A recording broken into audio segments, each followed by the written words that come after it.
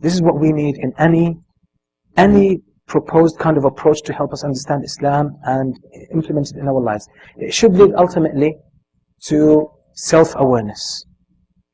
What do I mean by self-awareness? Self-awareness means that you understand what you are created for. You understand that your beliefs, your aqidah, creates your actions. That your actions originate from your aqidah. So don't think any action you do, any word that comes out of your mouth comes by way of accident. No. Allah subhanahu wa ta'ala says about the munafiqeen, وَلَتَعْرِفَنَّهُمْ فِي لَحْنِ الْقَوْلِ. And you shall know them, you'll be able to tell who the hypocrites are through the slip of the tongue. Even a slip of the tongue originates from some sort of belief. And we know this. So, and this is, by the way, one of the reasons why families break down. Sometimes a husband at work, he develops a relationship with one of his colleagues, female colleagues. And he thinks that his wife would never find out. But she finds out. Why? Can anyone tell me why?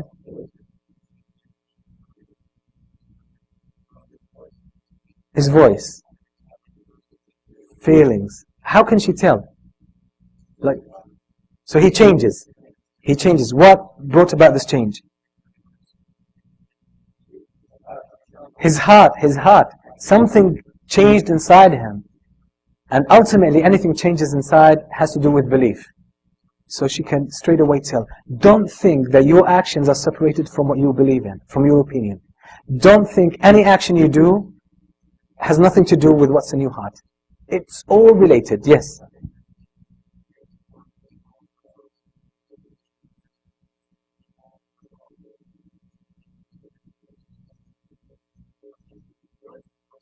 Yes. Yes.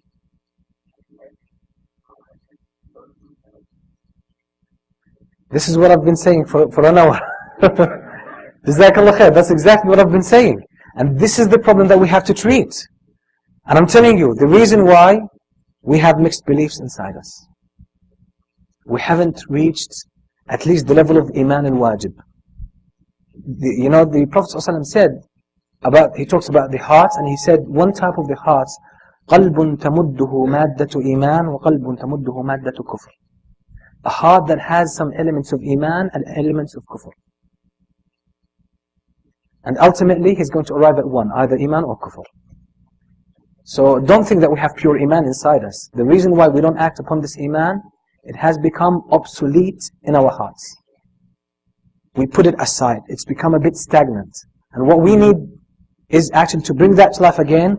And one of the tools that help us bring that to life again is once we realize the connection between what we do and why we make our choices and how we think and our faith. Our faith transforms everything like that. You need to change the tape. Okay, I'll take some, inshallah, any feedback that you have, any reflections that you have until, inshallah, the brothers change the CD. Fadl.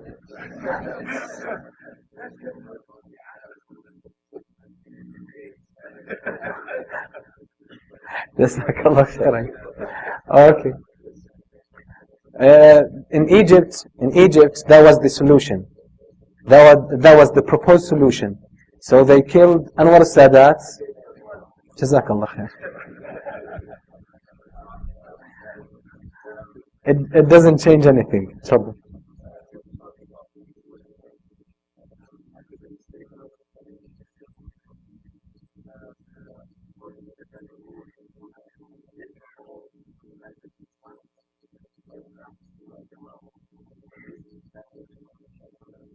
Batting what?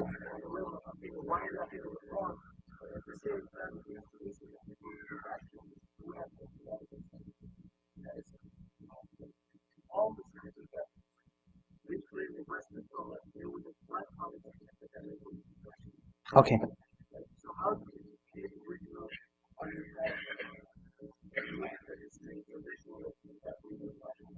Okay. I have to disagree with you that the majority of the scientists. Anyone dead? Yeah. Okay, I will repeat. The brother said basically that it was the mutakallimun, the people who took the philosophy, They were the pioneers in science and technology, which we claim the West took from us. But Ahl Sunnah were debating issues of Aqidah. That was your statement? Okay, Jazakallah khair. That's unfortunately the drawn picture, and an ummah that does not write its history is bound to fail. There's a methodological problem with writing history, but I can't just talk about it now. But unfortunately, that's not right. The majority of the scholars, majority of the scientists, were basic Ahl Sunnah. Some of the famous names, yes, they were philosophers. They were involved in ilm al-kalam and things like that. But if you count them, I mean, there are just a few. The majority of the scientists were Ahl Sunnah, who we call awam. They had correct aqidah because they were upon fitrah. So that impression, unfortunately, is very political. It's very political. And that Ahl Sunnah were engaged in debates related to aqidah. That's on a very limited scale. And if they did not do that, our ummah would have lost its identity long ago. Because identity originates from aqidah. And I'll come to this, inshallah. Okay.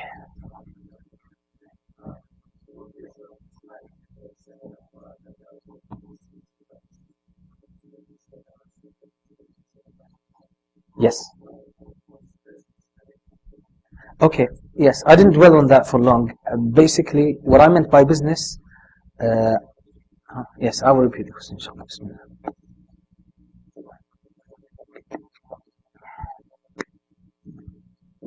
One of the available solutions or proposed solutions among Muslims today was pseudo practicality.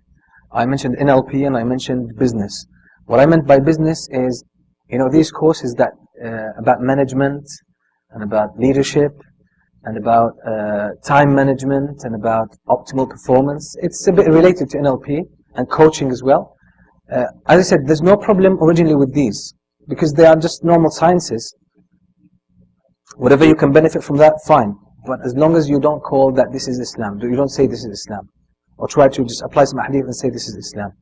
Try, even if some of their statements are right, there's a downhill to that, or a downside to that, is that we lose our originality. We become just like a shadow of what the West has originated. And this was exactly what happened with the philosophers. Thank you for mentioning that. When philosophy, Greek and Roman philosophy was translated, the mutakallimun, they took it and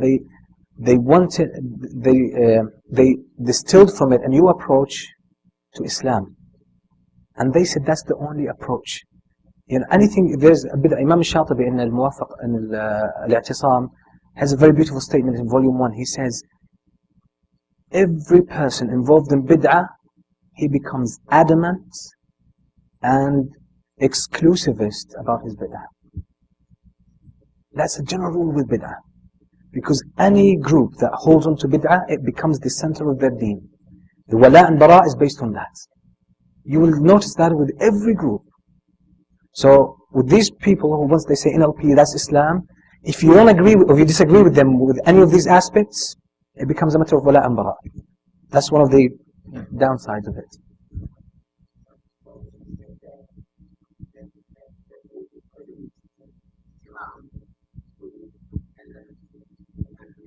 Yeah.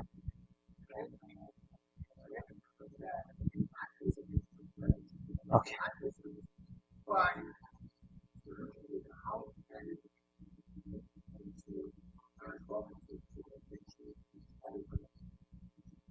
Okay. Thank you.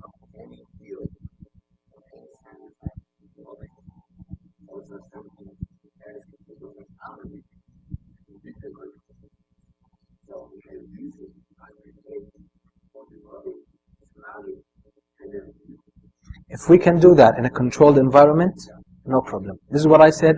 We have to be informed about sciences. This is what I meant by that. Jazakallah khairan. I agree with you. He basically says that some of these elements, we can use them, and we can actually enhance our understanding of some aspects of probably Islam or anything. If that could be done in a controlled environment, I mean controlled, that is scientifically, according to Islamic principles, is controlled, then inshallah there should be no harm. as long as it's within a system that's originally Islamic. Okay, let me take the brother here. Oh.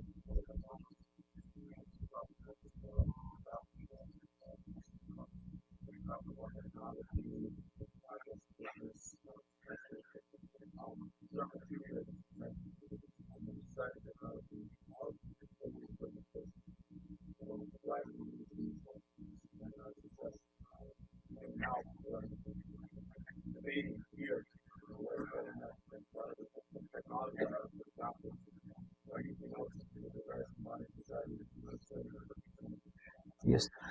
You know, if we were to get into these debates, it's a never ending, okay? But generally speaking, the brother says about it's just the premise that whether technology is good in the first place. I believe anything that serves a good end, as long as it does not contradict Islam, it could be taken advantage of. So generally, science is something that is approved Islamically, and the problem is not with technology, with the way people use it. With the way it's been used, even in the West, especially in the West. There are obviously political reasons and business politics there, so we don't need to get into this Semitic philosophy. So.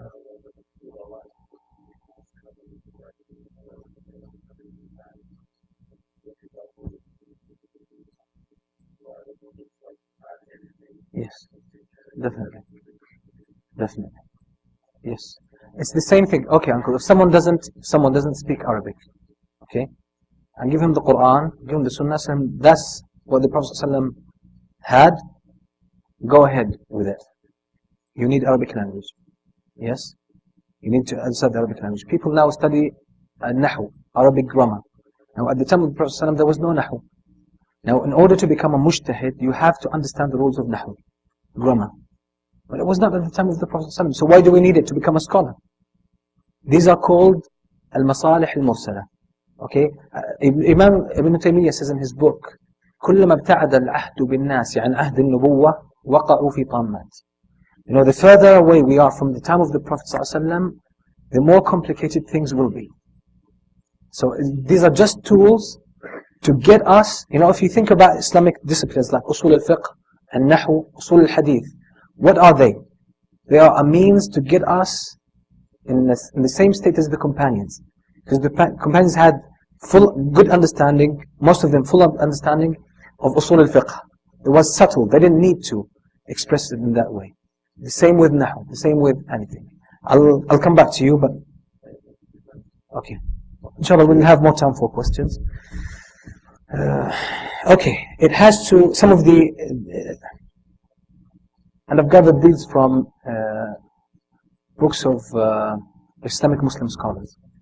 It has to provide Muslims with self-awareness, so we really understand our faith and how it impacts life, how it shapes societies. It does, and there's an inner dynamic, and inshallah we'll try to have a glimpse on it in the coming days, bi'idhnillah. Okay, it has to give us the initiative, a sense of initiative. Most Muslims are reactionists. We tend to react. And the problem with reaction, you're always captive. You don't set the terms. Somebody else sets the terms for you. The Prophet ﷺ, the life of the Prophet ﷺ was full with initiative. Full with initiative. He would always be steps ahead of anybody else. That was the Prophet ﷺ. We will come to talk about this, inshallah. Optimism. Optimism is part of our faith. It just shows proper aqidah in Allah subhanahu wa ta'ala, in the names and attributes of Allah. A true believer can never fall in despair. Allah says that clearly in the Quran. إِنَّهُ لَا يَأْسُ مِنْ رَوْحِ اللَّهِ إِلَّا الْقَوْمُ الْكَافِرُونَ. No one despairs of the mercy of Allah except the kuffar, the kafirun, the disbelievers. If you truly have belief, you know, according to the level of your belief, you will have optimism. The Prophet ﷺ, even in the most difficult moments, he would give the companions the glad tidings of what? Of Persia, of Asham, of Yemen. He would always give this. He would say that Islam would dominate the Arabian Peninsula until a woman could travel from Iraq to Yemen fearing no one. There's no fear. There would be no fear. So the Prophet ﷺ was optimistic about this. This is why the believers were always strong and courageous.